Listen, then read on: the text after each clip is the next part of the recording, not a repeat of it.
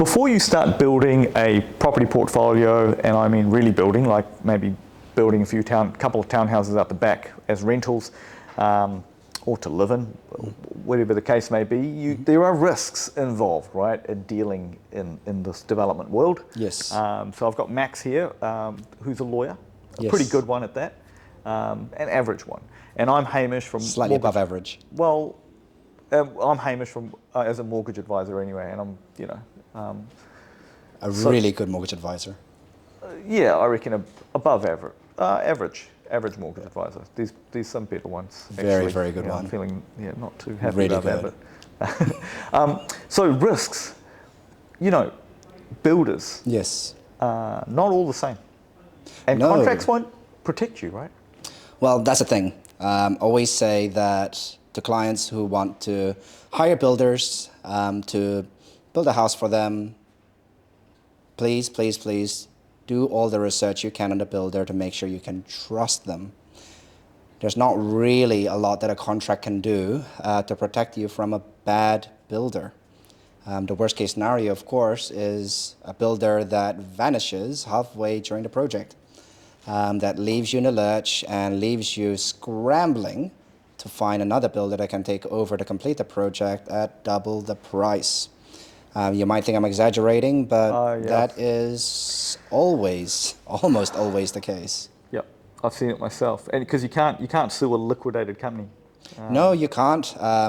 And again, famously, contracts oblige a person or a company or a builder, but if the builder's no longer there, that contract's not really worth the paper it's written on. The other thing I find that clients don't sometimes pay as much attention to is the contract is binding. So before you sign a contract, because not all build contracts are the same, Yes. right? No, you're absolutely right. Now, here is my slight gripe with what might look like industry standard contract templates. Number one, they are legally binding when you sign them. And number two, anything that looks like it's actually industry standard is almost always very, very heavily favoring the builder. One of the standard clauses that appears in a lot of these standard template contracts is that when you sign it, you are essentially giving a mortgage or a secured charge over your property to the builder. So Really? if, for example, you're going through a build, you don't like the builder, and then you fire them, you hire another builder, and you now want to sell your house to another person, guess what the previous builder can do? They can stop you from selling. Wow. Because okay. they've got a That's mortgage on the property. So yes, please, please, please, please, please be very, very careful around signing what might look like an industry standard. template building And agreement. another thing I come across, there's always a little slight differences around what constitutes the final payment. So there's this kind of practical completion, Yes. or the issue sometimes of the final council stamp, right? Well, here's the actual really interesting thing. What is common practice in a lot of build contracts, which I tell clients again and again, please introduce some discipline around the dates and deadlines during the construction. A lot of build contracts only gives one deadline at the end when the project's supposed to be completed, but don't give any milestone deadlines for when certain stages are supposed to be completed. This is super critical because a builder can tell you that they're going to finish the entire project within 8-9 months, but it's entirely possible for them to actually sit on their hands and do nothing and use the last 2-3 months to complete the entire project. Really important that you introduce some discipline to the construction progress. That can cause issues with finance as well, because we have expiries on these construction loans as well, right?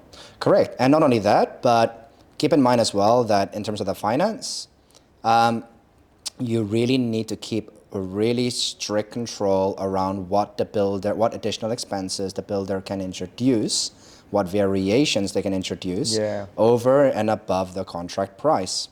You might have a finance approval for a certain amount, but if the builder introduces variations that increases the cost, you shouldn't assume that your bank, number one, that your bank is automatically going to approve you for the increased costs.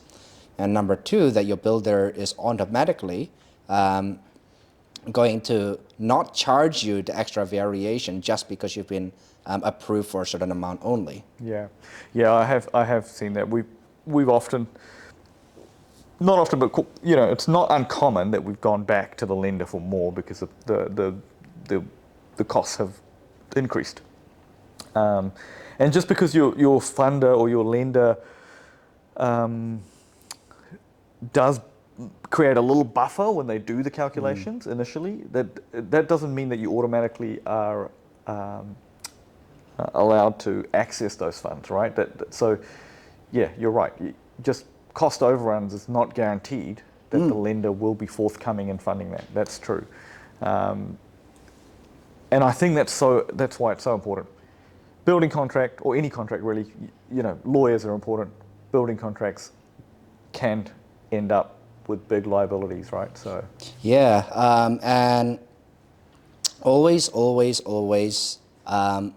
just if there's anything that I can emphasize, just please do as much research on the builder before you commit to anything. Because there are good solid builders that have been around for a long time. They stand by their product, you know, and it's easy to tell by looking at their products or houses that they've done, references. Yes. You know, these things are possible to get. So, absolutely. Cool. Well, thank you, Max. Thanks for your time. Appreciate it. And Always, Hamish. It's always a pleasure. yeah, I'm sure it is. Thanks for watching.